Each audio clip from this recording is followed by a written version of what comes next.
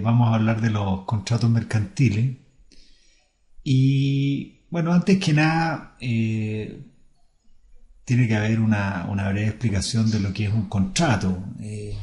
La verdad que el contrato es un acuerdo de voluntades por el cual dos o más personas celebran o se constituyen derechos y obligaciones. Una de las características que tienen este tipo de contratos mercantiles es que son conmutativos, ya que las obligaciones de ambas partes se miran como equivalentes. Son contratos que en general son bilaterales porque son de dos partes. Son contratos que en general son de ejecución inmediata, se realizan el cumplimiento de las obligaciones en forma inmediata.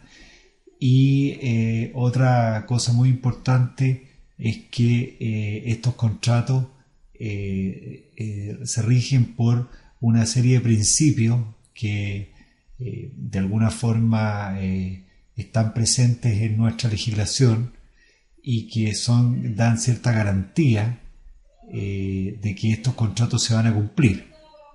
Bueno, el gran principio es el principio de la buena fe, en que se entiende que las partes están celebrando de buena fe, es decir, no existe ni mala fe, ni dolo, ni algún tipo de acción tendiente a que el contrato no produzca ningún efecto.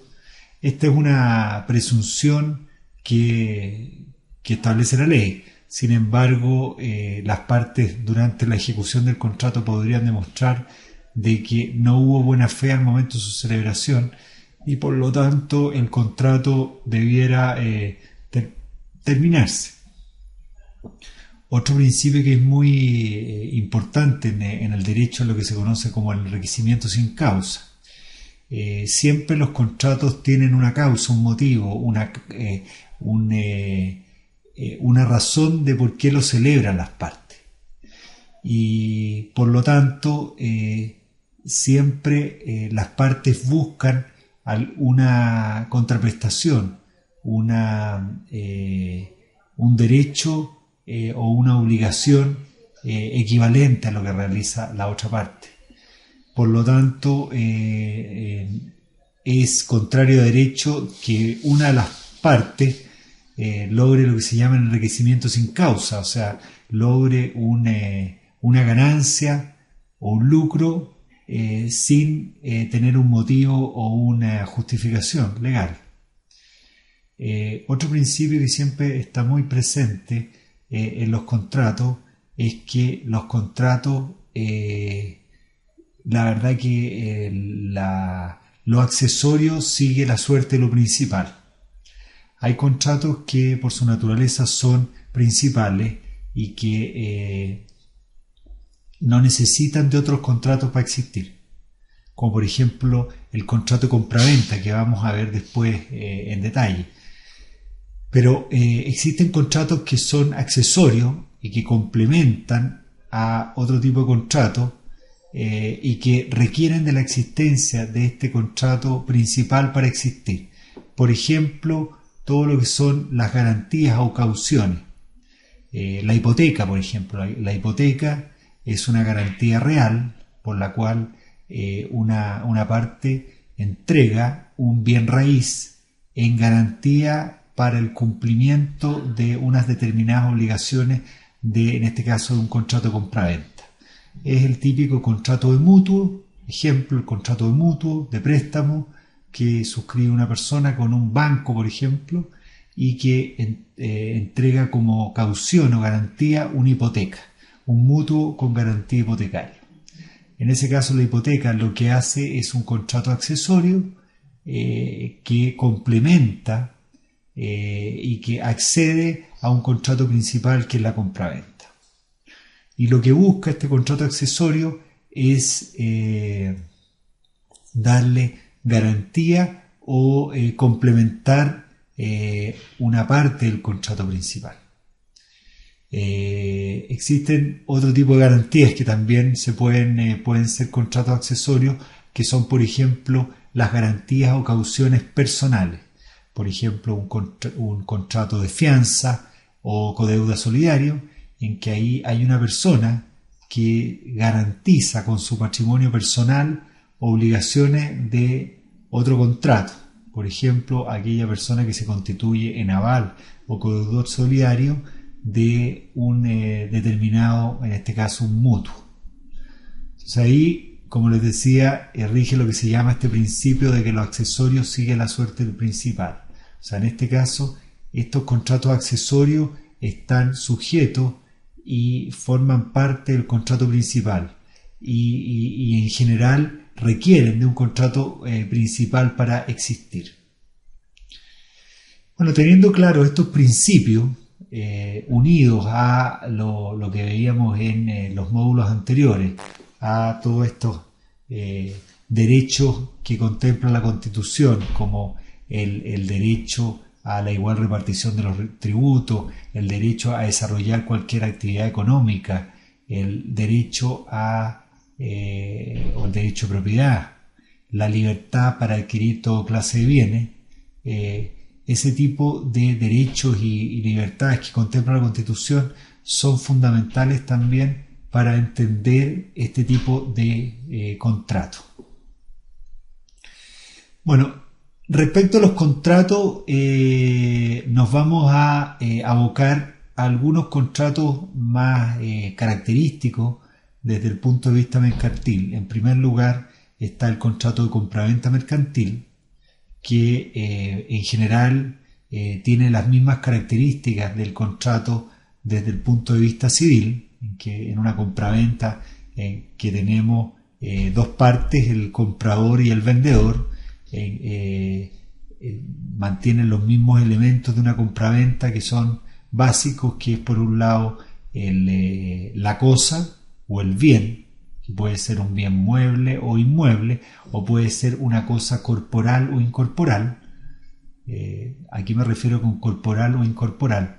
Una cosa corporal es una cosa que tiene una existencia real y física que puede ser percibida por los sentidos. Por ejemplo, un bien mueble, un vehículo,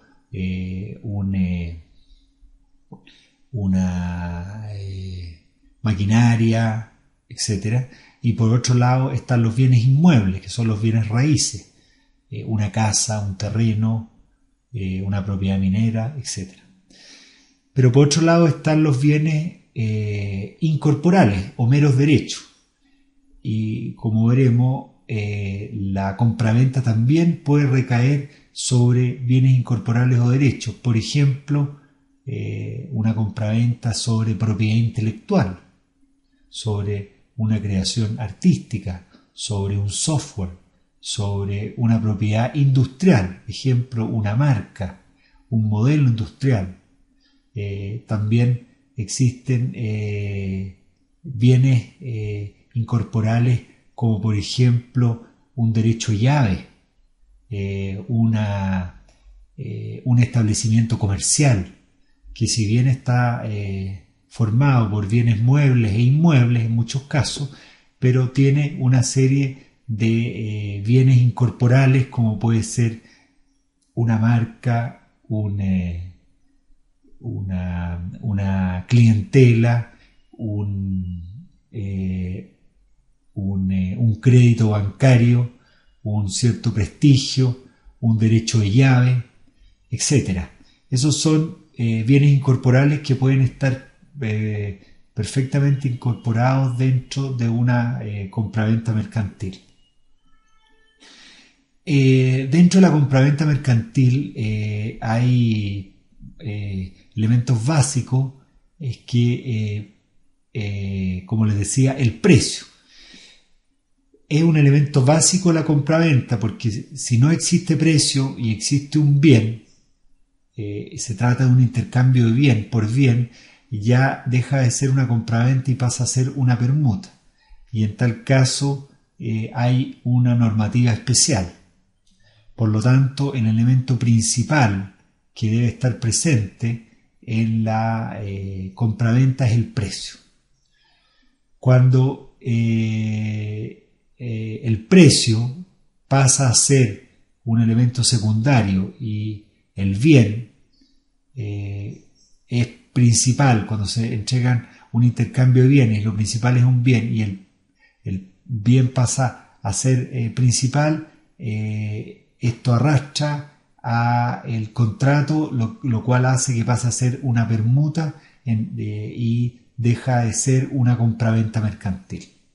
El típico ejemplo cuando se adquieren vehículos y lo que se entrega respecto del bien es mayor que el precio que se paga. Otra cosa muy importante cuando uno revisa la compraventa son lo que se conoce como los vicios ocultos o los vicios redditorios. En toda compraventa, al momento que se celebra la compraventa, como decíamos, el bien puede encontrarse en perfectas condiciones, no presenta ningún tipo de inconveniente. Sin embargo, con el correr del tiempo pueden aparecer respecto a estos bienes ciertos vicios ocultos o redditorios que no se identificaron al momento de la celebración de la compraventa y que por lo tanto hacen que ese bien ya pierda el valor que se tuvo al momento de celebrarse. Por lo tanto, tanto el Código de Comercio como el Código Civil contempla reglas en caso de que existan este tipo de vicios, ya sea para pedir que se resilie o se deje sin efecto la compraventa y en paralelo pedir también indemnización de perjuicio.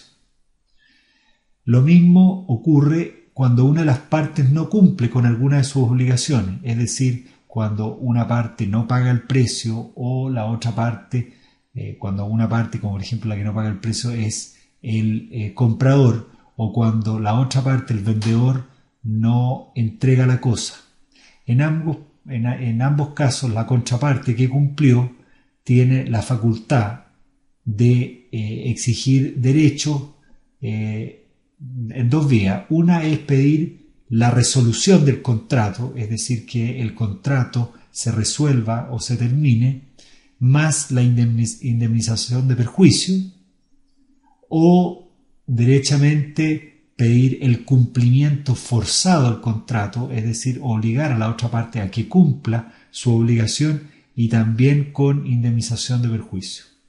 Ambos derechos, tanto la resiliación o resolución del contrato más o el cumplimiento forzado más con su indemnización de perjuicio, ambos deben ser pedidos judicialmente, ya sean en un juicio ordinario ante un tribunal ordinario o ante un juez árbitro cuando las partes así lo han designado en el propio contrato mercantil.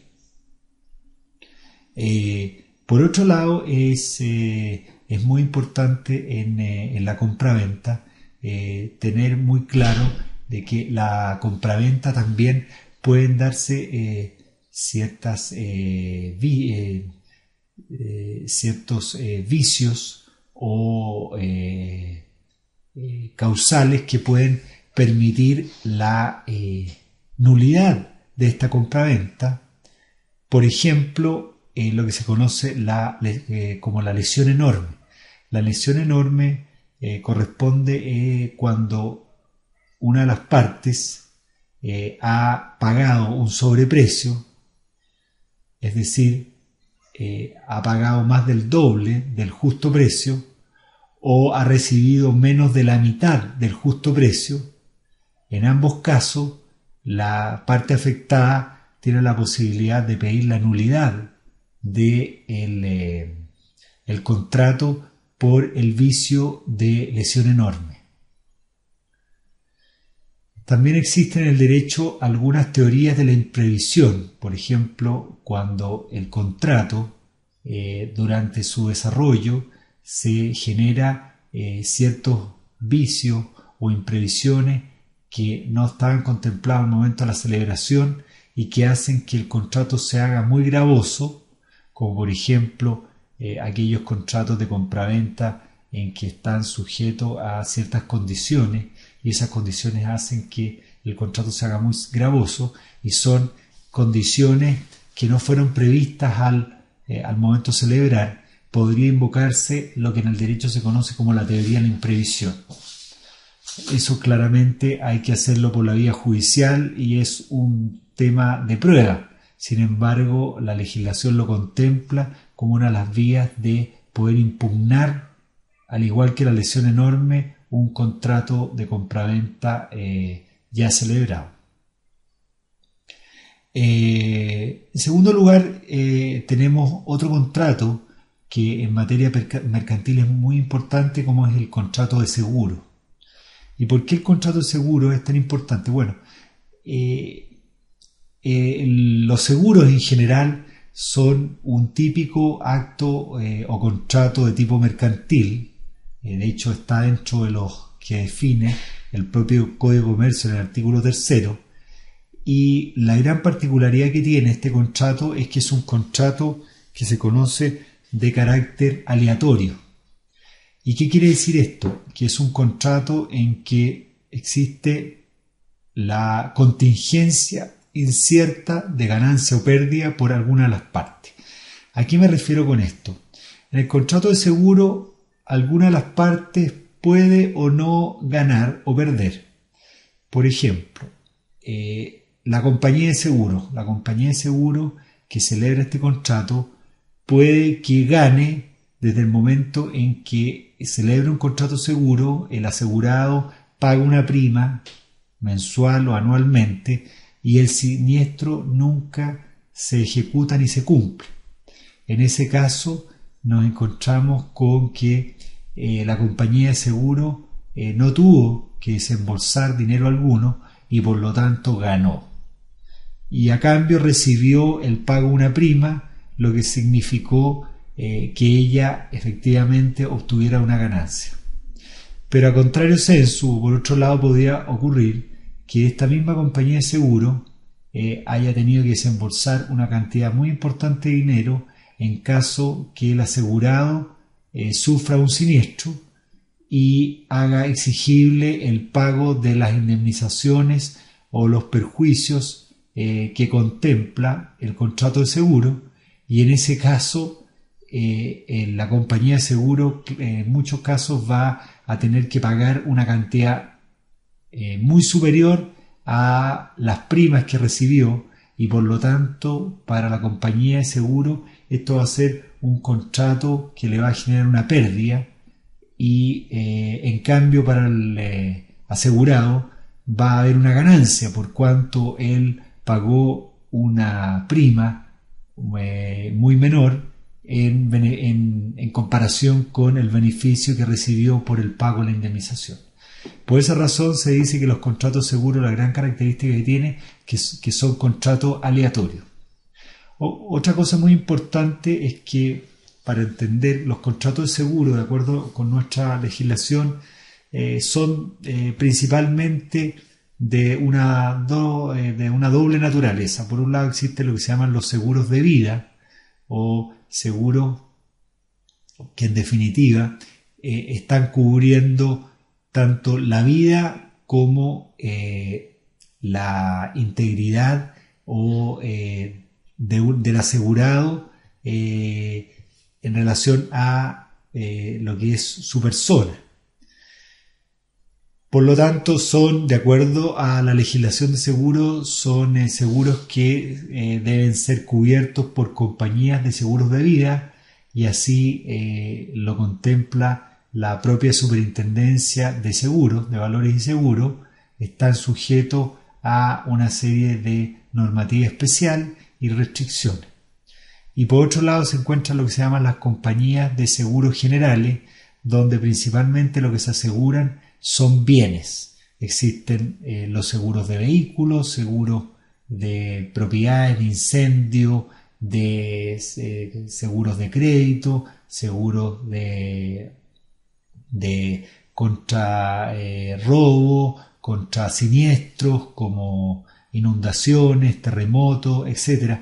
Ahí lo que principalmente se está cubriendo son los bienes de las personas. Eso también tiene una organización especial, se constituyen como compañías de seguros generales y tienen póliza y normativa especial. Lo otro que hay que ser muy presente es que en los contratos de seguro las pólizas son el elemento principal. Bueno, por normativa chilena, las pólizas deben ser registradas en la Superintendencia de Valores y Seguros y todo cambio o modificación debe también registrarse en la Superintendencia, y la particularidad que tienen estos seguros es que son los contratos de los contribuyentes y hay condiciones generales que tiene toda póliza que se encuentra registrada y condiciones particulares que son aquellas específicas que se negocian con el asegurado. Por otro lado, aquí hay una serie de agentes que complementan la labor o la acción de las compañías de seguro y que son, por un lado, intermediarios y por otro lado, facilitadores de la labor del seguro. En primer lugar, estos que son intermediarios son los corredores de seguro o intermediarios, que son los encargados de participar en las negociaciones entre la compañía de seguro y el asegurado y hacen una gestión de intermediación muy importante en el derecho de seguro. Y por otro lado existen los liquidadores de seguro, que son aquellas personas que participan al momento que se hace efectivo un siniestro, y ellos son los encargados de hacer también de intermediario entre el asegurado y la compañía de seguro, y son los encargados de revisar el siniestro, la ocurrencia, el cumplimiento de la documentación, de que se esté revisar lo que contempla la póliza y todo, y él hace una preparación, una liquidación de todos los antecedentes y se la presenta a la compañía de seguro, que es la encargada de, una vez revisarlo, determinar si procede o no procede al pago del seguro. Por otro lado, existe lo que se llaman los reaseguros. Las compañías de seguro nacionales también se pueden reasegurar. A su vez, ellas también pueden tomar contratos de seguro con compañías de seguro internacionales. Y esto ha adquirido mucha importancia en nuestro país, especialmente cuando se han hecho efectivas siniestros o grandes catástrofes, como por ejemplo en el último tiempo lo que ocurrió con el terremoto, en que las compañías de seguro nacionales se vieron muy afectadas y recurrieron a estas pólizas de reaseguro con compañías de seguro internacional. Hay todo un mercado internacional al respecto y que es muy importante y que cubre este tipo de siniestros de gran magnitud. Otra cosa que es muy importante es que siempre los contratos de seguro siempre contemplan la posibilidad de arbitraje o recurrir a jueces designados por las partes. En ese caso existen árbitros que son expertos en estos temas y que son abogados muy conocedores de la legislación de seguro y que es muy importante para los efectos de la discusión de las cláusulas y los derechos y obligaciones de los contratos de seguro. En tercer lugar, encontramos lo que se conoce como la comisión o el mandato mercantil. Bueno, en el derecho existe lo que se llama el contrato de mandato, que es un contrato por el cual el mandante encarga la gestión de uno o más negocios al mandatario para que éste la realice por cuenta y riesgo del primero. Aquí opera lo que se conoce como la representación, es decir, lo que ejecuta el mandatario lo hace por cuenta y riesgo del mandante, o sea, lo representa. En nuestra legislación existen dos clases de representación principales. Una es la representación legal, que es la que establece la ley y que es principalmente la que tienen, por ejemplo, los padres respecto de sus hijos para representarlo en todos los tipos de actos y contratos cuando estos son menores de edad, o la que puede hacer un tutor o un curador respecto de ciertos incapaces, como por ejemplo los interdictos o los dementes, que necesitan actuar por medio de representantes legales. Y por otro lado está la representación voluntaria, que es la que se contempla en los contratos de mandato. En el derecho mercantil es muy importante el mandato porque es el principal contrato por el cual actúan en primer lugar los gerentes o los representantes legales de una compañía.